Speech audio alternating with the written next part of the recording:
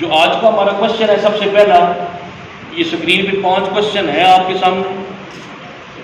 सबसे पहला सवाल है केमिस्ट्री का, define atomic size and its radius.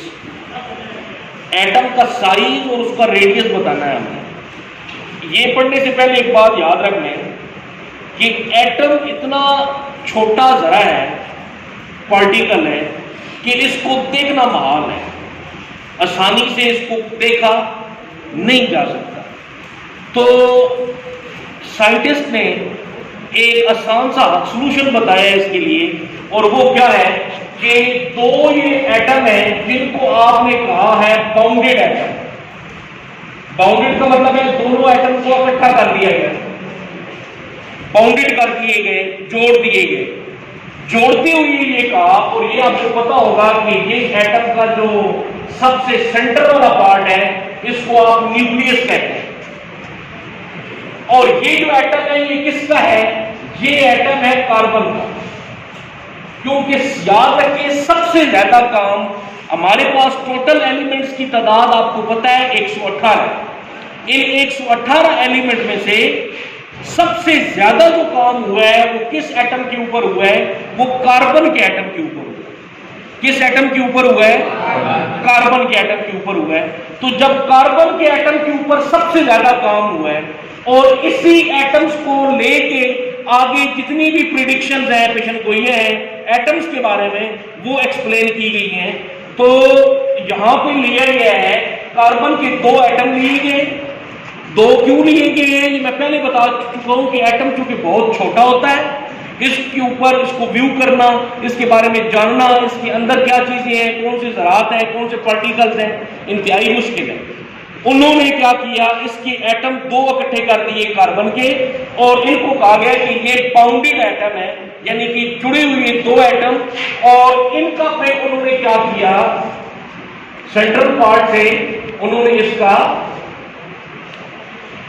ये, वैसे भी आपको पता है कि अगर ये एक सर्कल हो, अगर सपोज ये एक सर्कल, और सर्कल का जो ये वाला पोर्शन होता है इसको क्या बोलते हैं हम? रेडियस। यानी कि एटम के कोई भी दायरे का सेंट्रल पार्ट से दायरे तक का जो फासला होता है उसको आप बोलते हैं रेडियस।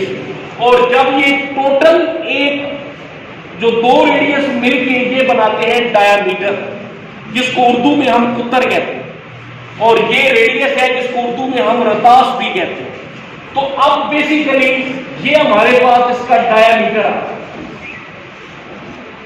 क्या आ गया जी? डायामीटर। और ये जो डायामीटर है ये राउंड अबाउट 154, और इसकी जो यूनिट यूज की गई है इसके लिए जी पिकोमीटर। 154 पिकोमीटर इसकी जो थी वो इसका डायमीटर निकल आया। अब चूंकि हमें तो इसका रेडियस चाहिए, रेडियस के लिए फिर क्या किया गया, क्योंकि आपको पता है कि जो इसका डायमीटर होता है वो हाफ होता है रेडियस के। यानी कि रेडियस अगर 10 हो डायमीटर, तो उसका जो रेडियस निकलेगा वो कितना निकलेगा? 5।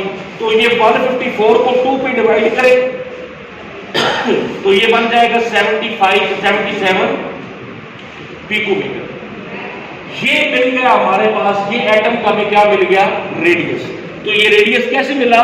When we bounded 2 atom of carbon together, then we have to find its diameter and its half become a radius of that atom.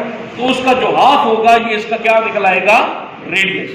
अब हमने क्या करना है, इसके साथ साथ जो क्वेश्चन है, इस क्वेश्चन के साथ हमने ये देखना है कि ये जो पीरियोडिक टेबल है आपका बुक के अंदर, पीरियोडिक टेबल आपको दिया गया है, आप देख सकते हैं। पीरियोडिक टेबल के अंदर इस एटम के साइज का ट्रेंड बताया गया। अब ट्रेंड क्या होता है? ट्रेंड कहते हैं रुझान। कि पीरियोडिक टेबल को देख के हम किस तरीके से अंदाजा लगा सकते हैं कि ये जो एटम का साइज है वो पीरियड वाइज क्या होगा, और जो ग्रुप वाइज जो होगा वो ट्रेंड क्या होगा, और किस तरीके से होगा, इसको देखते हैं। जो इसका ट्रेंड है पीरियोडिक टेबल के अंदर, वो ट्रेंड क्या होगा? अगर आप देखिए पीरियोडिक टेबल और बुक के अंदर भी देखें कि जो रो में है इसको आप पीरियड्स कहते हैं, और जो कॉलम है पीरियोडिक टेबल के अंदर इनको आप क्या बोलते हैं? ग्रुप। पीरियड की तादाद 1 to 7 है और ग्रुप की तादाद 1 to 18। अब ये जो पीरियड वाइज ट्रेंड क्या होगा, ये मैं एक डायग्राम बना रहा हूं, इससे आप आसानी से समझ जाएंगे। ये एक दायरा बनाया है, फिर एक ये दायरा बनाया है, एक ये बनाया है, एक इस तरीके से हो रही है। अब ये जो मैंने दायरे बनाए हैं, तो इससे क्या पता चल रहा है कि जो साइज है एटम का वो पीरियड वाइज डिक्रीज कर रहा है, कम हो रहा है। लेकिन अगर ग्रुप वाइज देखें, सपोज अगर ग्रुप वाइज देखें हम, और ग्रुप वाइज भी क्या हो रहा है, ग्रुप वाइज क्या हो रहा है? इंक्रीज। पीरियड वाइज क्या हो रहा है? डिक्रीज। ये हमारा पहला क्वेश्चन था, इसको आप देख लें और इसके साथ साथ इसका जो ट्रेंड है ये हर सूरत में आपने देखना है। सेकंड क्वेश्चन की तरफ चलते हैं और सेकंड क्वेश्चन है आपका कि define shielding effect and it's also trend. Shielding effect का को डिफाइन करना है हमने और साथ इसका भी हमने ट्रेंड बताना है। तो सबसे पहले इसके लिए आप अगेन एक एटम देंगे, ये एक एटम है और ये एटम का सेंट्रल पार्ट है और ये उसका फर्स्ट शेल है और फर्स्ट शेल के साथ ये उसका आगे क्या आएगा? सेकंड, ये उसका सेकंड शेल आएगा।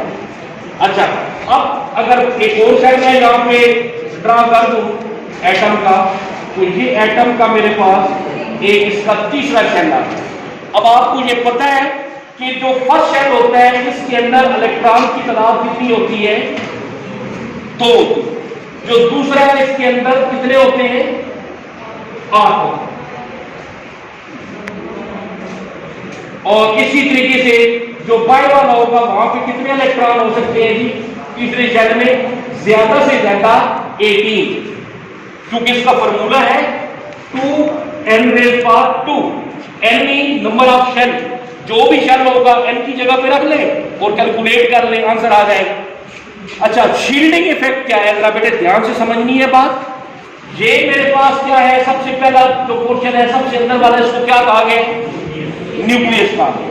अब न्यूक्लियस के लिए ये शेल है, पहला शेल इसको आप K N M N सो आप कहते हैं।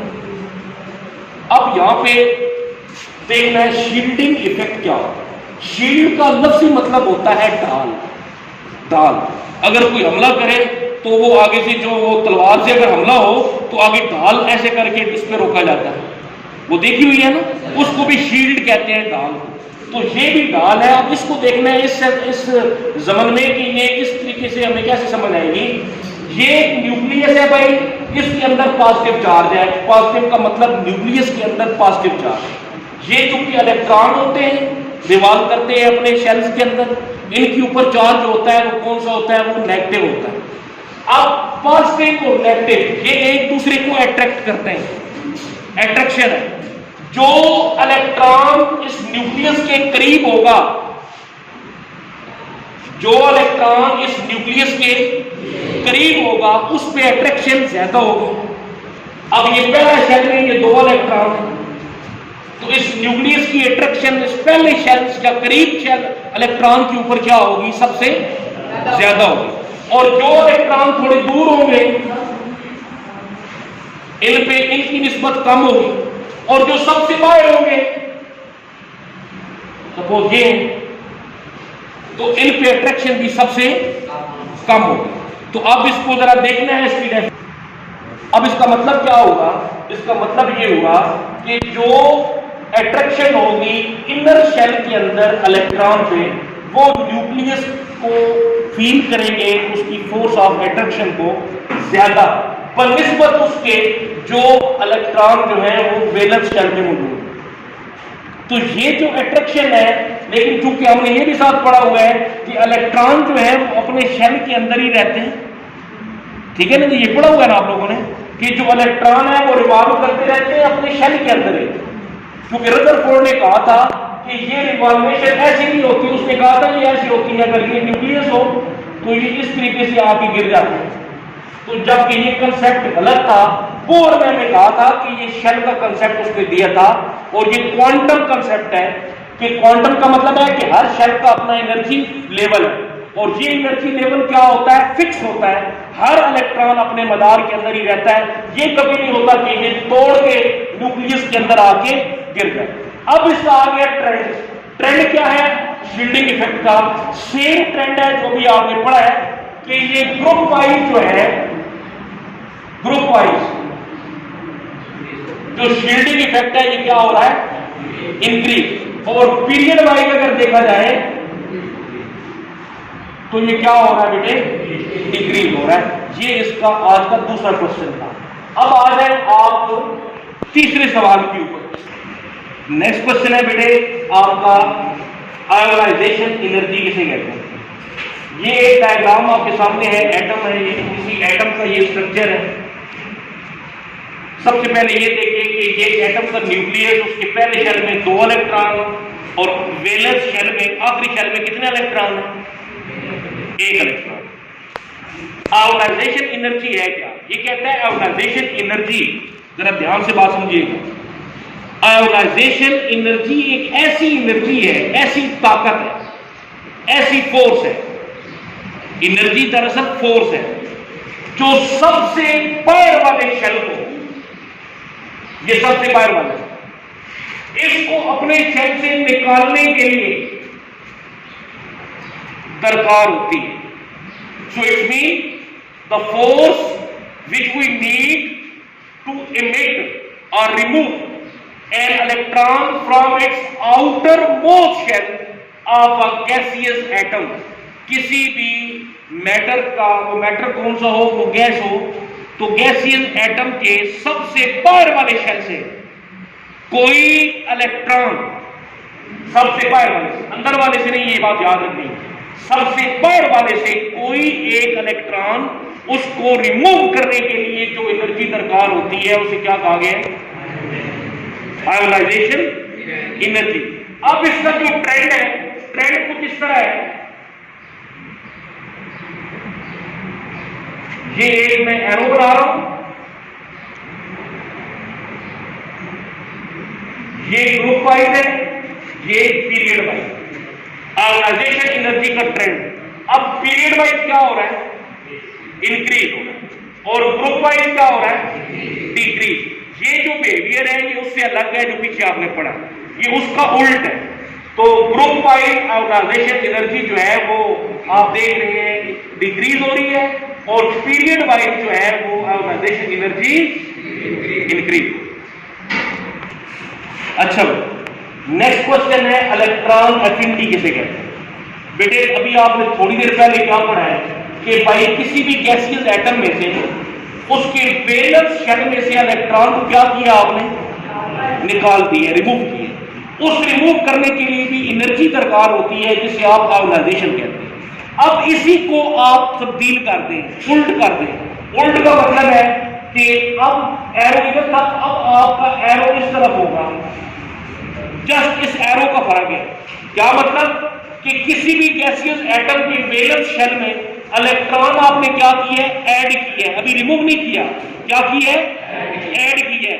इस addition of electron of any gaseous atom in a valence shell, इसको आपने नाम दिया है इलेक्ट्रॉन एफिनिटी। सेम ट्रेंड है इसका भी, कोई और तब्दीली नहीं है, फर्क सिर्फ है एडिशन और रिमूवल, दो अल्फाज हैं। अगर आप इलेक्ट्रॉन रिमूव करते हैं तो वो बनेगा आयोनाइजेशन एनर्जी।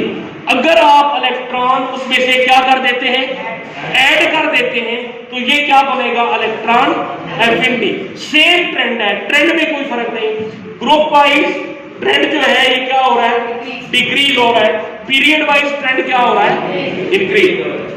अच्छा भाई, अगला जो क्वेश्चन है आपका आखिरी, इलेक्ट्रोनेगेटिविटी किसे कहते हैं? अभी हमने आयोनाइजेशन एनर्जी के अंदर सिंगल सिग्नल एटम की बात की है। अगर एटम से उसके वैलेंस शेल से इलेक्ट्रॉन निकाला जाएगा, वो बनेगा हमारे पास आयोनाइजेशन एनर्जी। किसी भी गैसियस एटम के वैलेंस शेल में अगर कोई इलेक्ट्रॉन ऐड कर दिया जाएगा, वो बनेगा इलेक्ट्रॉन एफिनिटी। अब हमारे पास कितने एटम है भाई? 2। पहले बात कर रहे थे सिंगल एटम के बारे में, अभी हमारे पास कितने एटम आ गए? 2। अच्छा, अब 2 एटम है, तो इसके अंदर इलेक्ट्रॉन जो है अगर हम शेयर करते हैं, कोई इलेक्ट्रॉन हम क्या कर देते हैं, शेयर, यानी इसको इस सेंस में भी कर लें, इसको इस सेंस में लें कि अगर कोई एक इलेक्ट्रॉन हो वो दोनों एटम का हिस्सा हो, उसमें शेयर हो, शेयर्ड पेयर ऑफ इलेक्ट्रॉन, तो इसकी डेफिनेशन भी आपके सामने होगी, the ability of an atom to attract the shared pair of electron. इसके इलेक्ट्रॉन अगर इसका जोड़ा अगर शेयर कर दिया जाए तो वो इलेक्ट्रॉन इसका हिस्सा भी होगा, वो इलेक्ट्रॉन, अब ये एक किस्म के दो इलेक्ट्रॉन है, पेयर ऑफ इलेक्ट्रॉन है, तो जोड़ा जो इलेक्ट्रॉन का है वो इसका भी है, यही जोड़ा जो है वो इसका भी है, तो शेयर पेयर ऑफ जो इलेक्ट्रॉन होगा किसी भी एटम के अंदर, उसको आप नाम देंगे इलेक्ट्रॉन, इसको आप क्या नाम देंगे, इलेक्ट्रोनेगेटिविटी। क्या नाम देंगे, इलेक्ट्रोनेगेटिविटी। तो इसकी डेफिनेशन क्या हो गई कि the ability of an atom to share pair of electron between atom is known as electronegativity. अब इसका ट्रेंड भी पढ़ना है, सेम ट्रेंड है इसका भी कि ग्रुप वाइज भी क्या हो रहा है, डिक्रीज, और पीरियड वाइज क्या हो रहा है, इंक्रीज। ये पीरियड वाइज और ये हमारे पास क्या है, ग्रुप वाइज। तो ये 5 क्वेश्चन है आज के हमारे, जिनको हम डिटेल से पढ़ा। यही चीज जो होगी नेक्स्ट होगा, वो नेक्स्ट क्वेश्चन के साथ जो है वो कल बात होगी।